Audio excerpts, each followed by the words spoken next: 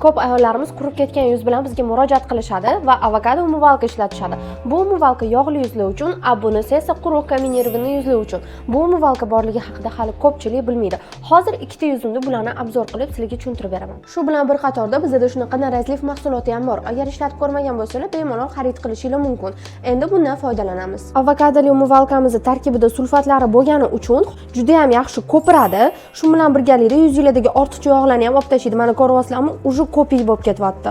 Bu meni yuzim o'zi quruq va kombinirованный.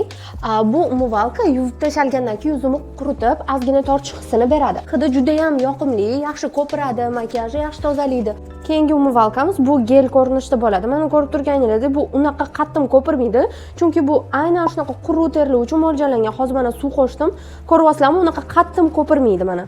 Ko'rib turganingizdek, bu unaqa ko'pirmaydi, ko'pik hosil qilmaydi va aynan shu quruq kombinirованный yuzlar uchun mo'ljallangan. Bunda yuzinglarni yuvganingizdan keyin yuzinglarda tirishish holatlari kuzatilmaydi. Juda ham yumshoq ta'sir qiladi.